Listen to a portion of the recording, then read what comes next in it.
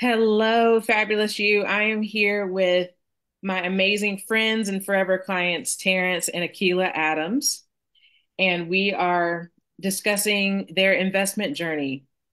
I know I have goals to be an investor, and um, I need to get started. And we're going to see how Terrence and Akilah, what their path looked like to investing, and I hope it will bring encouragement to others who are on the fence about investing and just ready to take the next step. So, Terrence and Akilah, thanks for being with me. Thanks for Um, having us. I know Terrence and Akilah through first Akilah through church, and we grew up in the church together and became just great friends. And then when Akilah married Terrence, he became a great friend. And then they became forever clients when I helped them buy and sell in June and July of 2021. And now they are investors. And so it's been an amazing journey. So we are going to hear about your journey to investing. So, how long had you guys been thinking about becoming investors? I'd say well over a decade. We've been talking about it and researching and looking up stuff. So over a decade. Over a decade of researching. And Terrence, didn't you do a course or go through a Yeah, I did a multifamily movement from Julian Gordon. I started that probably 2 years ago, 2 to 3 years ago. And then even before that, like everything that popped up in Atlanta that says, oh, free housing course or whatever, like we would just go to. So books as well. So I would say, yeah, a decade of like, I guess studying or reading, if that's what you want to call it, and not actually doing any investing. well, studying and reading is important. So did you Yeah, feel like you learned a lot from that? Yeah. I think research is an important step in any business model, right? So if you're looking at it as a business. So I think all of that plus right now the actual hands-on knowledge is really what's happening now. You know what I mean? So there's the book knowledge and then there's the practical of what actually takes place. So but that helped a lot. The research kind of prepared you for the what could have been or what might happen. So yeah, research. yeah. My most, I guess, influential like research would be the multifamily movement course that I took because that is like hands-on. These are the things you do. This is the education. This is the like. It was not just the fluff that you see, and also there's a community of people as well that are in there. There's deal calls so that if you're doing a deal, you can put it to the members, and then they vote on go or no go type of thing. So that's like I've gotten like I would say the most effective education from that course, I would say. That's awesome.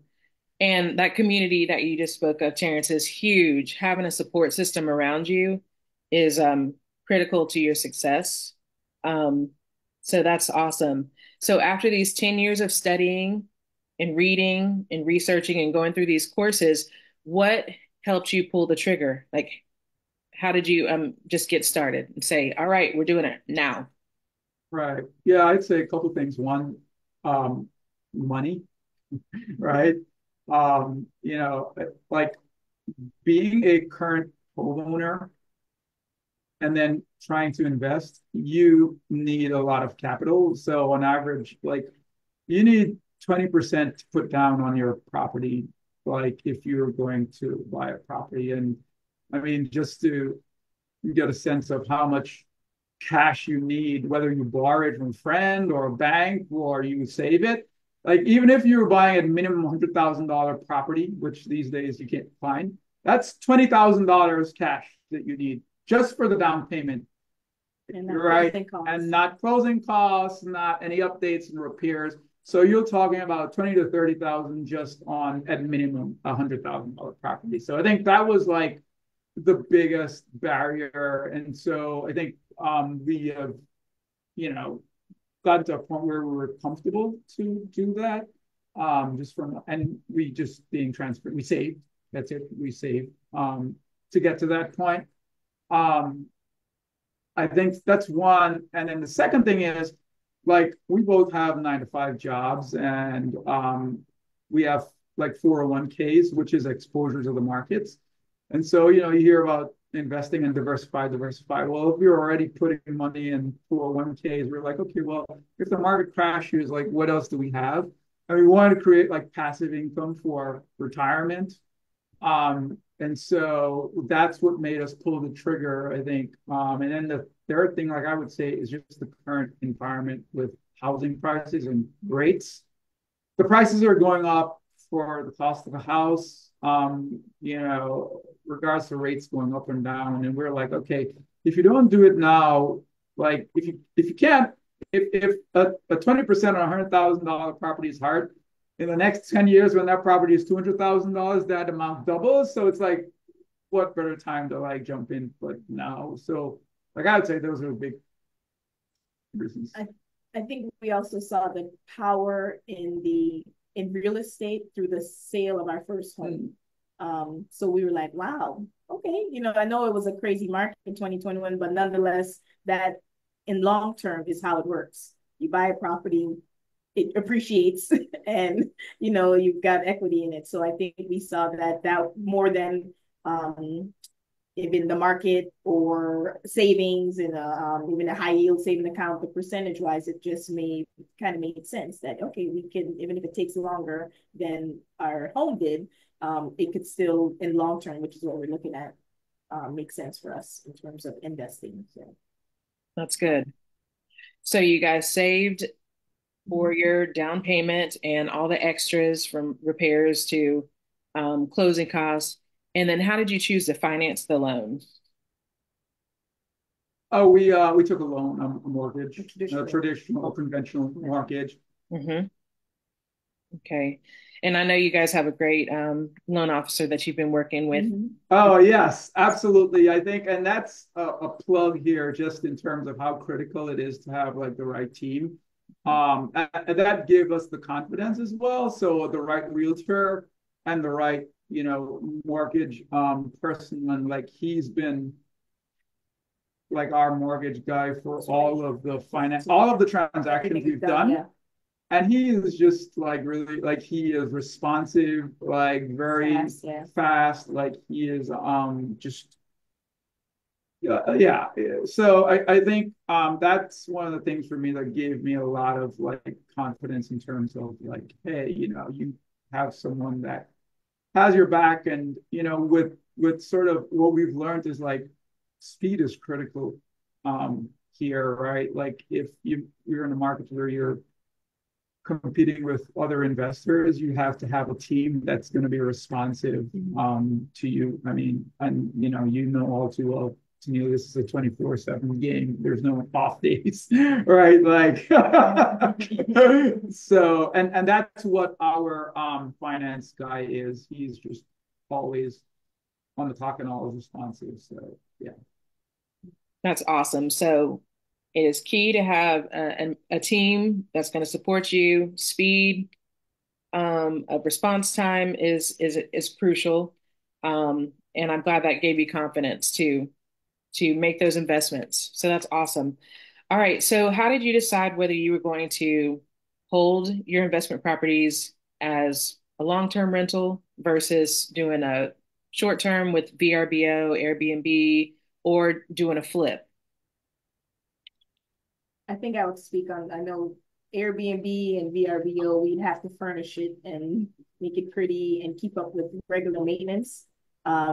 And I guess I don't think it's going to be one of your questions, but they're further from home. They're about 2 hours from us, and we didn't want that management side of it of having to maintain it, keep it clean, furnish it. Those are all costs that would add to our upfront costs if that was what we wanted to do. So that was the first reason not to do Airbnbs and those Yeah. type of monthly maintenance or weekly or I don't know however long someone stays in there.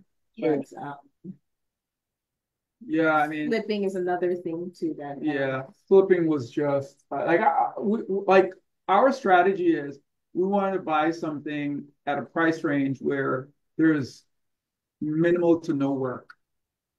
And that's what we actually got in our first investment property. It was actually we bought it from a flipper. So someone bought the distressed property, they fixed it up, they did the plumbing, HVAC, new roof, all that stuff, made it pretty, and then we bought it. So it was turnkey and ready to go. So it was minimum, upfront time investment for us.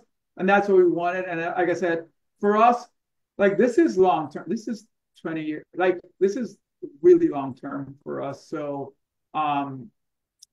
while you may buy an Airbnb and you may get like, better profit margins on the short term, like for us, it's more long term and people got to live somewhere, right? Like, so we're like, you buy and hold so that when we're,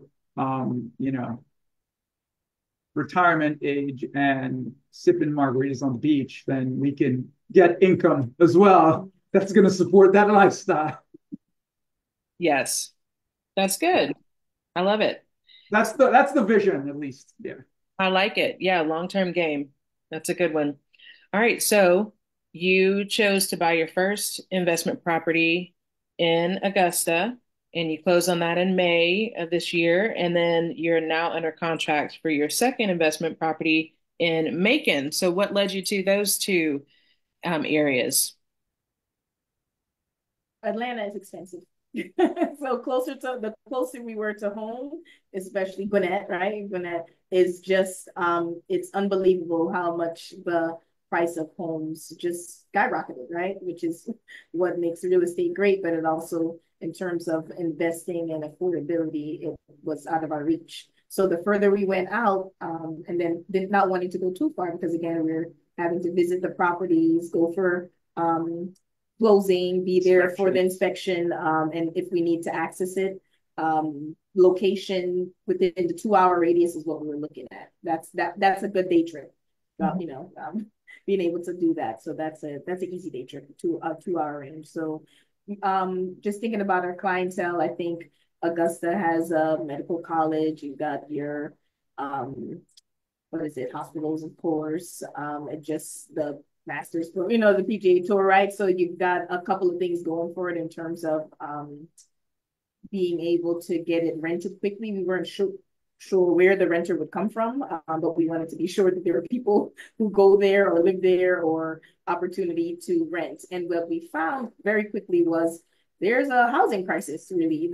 We heard about it and read it, but we saw it firsthand when people were, once that place went up for rent, it's probably turned within a week, we got over 100 inquiries. Within days, we were like, okay, this is kind of crazy how many people were reaching out to get it. And before we made it back home from getting the keys, it was like, okay, this is kind of wild, like how many people were calling and calling and calling. And so nonetheless, that's what brought us to Augusta, Macon, or that's what brought us their costs and just the housing availability and cost. Fantastic.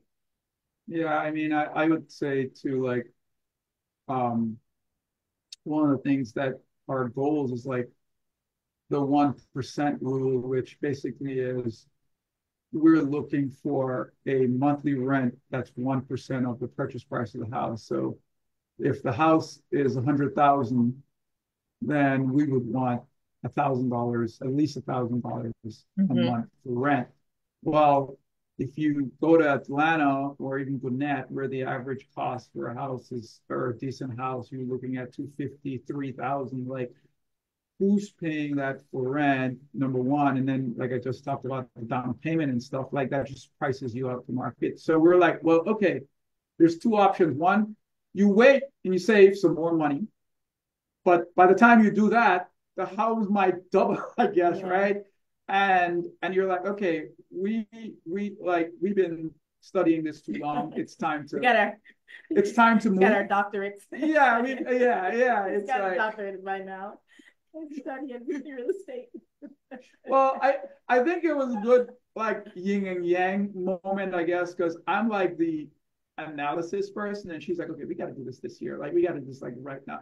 So she pushed me to be like, okay, stop studying, like you studied enough. We've gotten the resources now. Let's move. And so that's sort of how it all kind of played played out. Yeah. Y'all balance each other out very well. Yeah. All right. So, what is some good advice you've received from a realtor or another investor um, that you would like to pass along, or any lessons learned through the process? I mean, I know that's a lot, but what comes to mind? Yeah, I think just right off the bat, like one is I think if you are going to do this, I think it's worth it to spend some time and some money with education. Like I just think like I get there's a balance between action and then like, over analysis, but it's worth it to spend some time to get some education just on the home buying process, the investor process, like the neighborhoods that you're gonna invest in and what kind of clients you're going to market to, whether you're doing short term or long term. I think that's worth it. And then, secondly, I think getting comfortable with your financing, right? Like in terms of how are you going to finance this? Whether it's borrowing or saving, but just being comfortable in terms of like you're not over leveraged to the point where you're like, oh my God. Like the idea, to be honest, about investing is, and that's across the board, whether you do it here or the stock market, like it's if you're investing money, you got to be okay if you lose this money. Like point, like you got to be okay with it. Otherwise, then it's. I mean, hey, you could hit it big, but that's more gambling, right? Like it's so. I think that's it. And then, like this is a long game, and in my opinion, it's not a get rich quick type game. Right. Like I mean, even in this current market where home prices are going up, it's still not a get rich quick type game for me. So, like I would say that's the mindset that you have to kind of approach this with. Like it's more of long-term sustenance in terms of, you're getting appreciation, you're getting monthly income, but it's not like, oh, you buy something this year and next year you're gonna. I mean, I guess if you buy and flip, then maybe you make I guess, but you got to pay taxes on that too. And I can't speak to that, but at least for what we're doing, like buying and holding for a long-term rental, it's a long-term thing. So that's kind of my and then the last one is really like your like which I mentioned before, your team, right? Like getting a really good that you can trust, a really good agent, and a really good finance person, and then like contractors as well is like, as part of your team, right? Like people that can come and help you with making those decisions that, quite frankly, you have to make them pretty quickly. Right. Yeah. I'll add to what he was saying about the financial part. I think getting our personal financials in order made us very comfortable in making decisions like, oh, I mean, not that you have money to blow, but the idea is, okay, we've done well. We've did our 6 months of savings. We have no debts. We those were kind of key into, okay, well, things are in place, right? For in terms of we have other, investment strategies, and it's like, okay, well, let's diversify now and try this this other avenue, which is what is next step, right? It's next level. So I think we've went to the next level of what it would look like um as in terms of retirement, right? In terms of getting towards that goal of retirement and what we want to see happen, and this would get us to where we want to be with the passive income, or if you decide to sell it or whatever, Exactly. in the long term, right? So That is great. You guys are doing a great thing. I'm so excited for you, and it's been amazing to watch your journey. So what do you have a number of investments that you hope to achieve in a certain time frame? Is there a number? Yeah, I don't know. I don't know why there's always 10 in my head, but I don't think that that's really my idea is the next decade is spent building a portfolio. Like that's the goal for me. I don't know if there's a specific number because you could have 10 properties, but they're really not cash flowing. And so you could have one that's really like so it's buying right. I think that's the most important thing, buying right. And that's where, like I mentioned, the education comes in because we know want to make sure that when you buy, because like I said, this is an investment. So this could pay off really well, or it could put you in a lot of hurt, I guess, right? Um, so I would say it's more of like a time. It's a timeline, and the goal is very specific. It's more of retirement and not to fund the specific lifestyle today. Right. Yeah. That's great. I think we're taking it as opportunities come too. Like once we heard about we heard about the Augusta market, we heard about the Macon market, we heard about those places in Columbus. We figured those within our again our range of where, and that's our comfort level too, right? In terms of being able to get Mhm. there. Maybe later on, I know there's opportunity if you decide you want to go further out, and then we don't have to necessarily be there and have a management company and all that. That's potentially right, but nonetheless, I think it's we'll probably take it in stride because maybe a market that's good today may not be great in a few, in a few Yeah. so that's why you almost don't want to say let's stick to Augusta because that worked out well for this one, but we don't know, right? So we don't know. So I think I like the idea of kind of um going in different, you know what I mean, kind of spreading out different areas, just like you think about how Metro Atlanta, where we do live, how one area is up and down, right? Or what was great maybe in 96, not so much now that Olympics are here, right? So I think that's the idea too, kind of going with that, keep on educating ourselves on what's happening, when's a good time, right? The houses, like Terry was saying, the house market, the prices aren't going down, and interest rates are probably going to continue to go up, right? So there's no, just gotta, I think that at one point, like, you just gotta jump in. Like, you can't wait for it.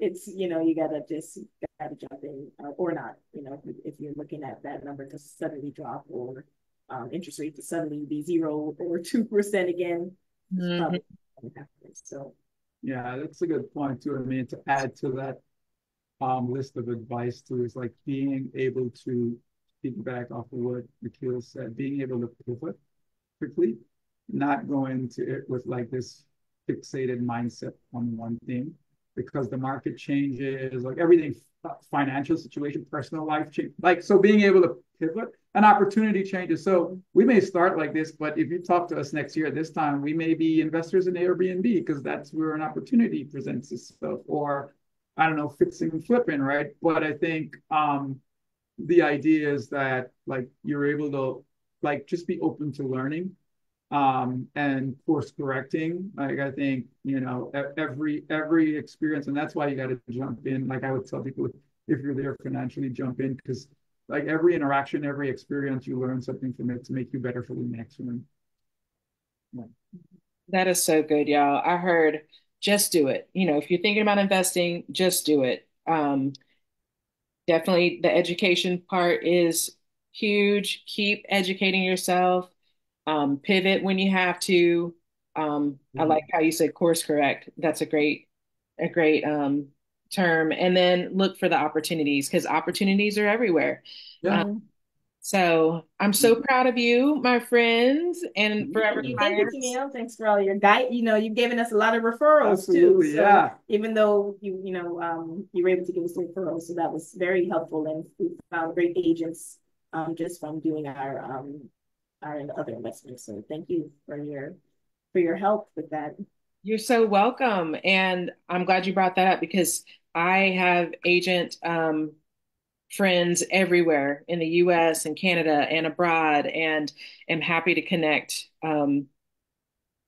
you and everyone with those agent partners, because there's so many great realtors out there, everywhere. So, but I appreciate you guys taking time and sharing your journey. And I am excited to continue watching your journey and to jump on that investment train with you. Yeah, yeah. Yes, Look forward to seeing you doing that. yes, you're ready. That's right. Exactly. Yes, just do it. But, but thank you guys. And I'm Tennille Wilson, creating meaningful relationships through real estate. Y'all have a blessed day, and we'll talk to you Thank soon. All right, thank you. Bye. you. Bye. Bye.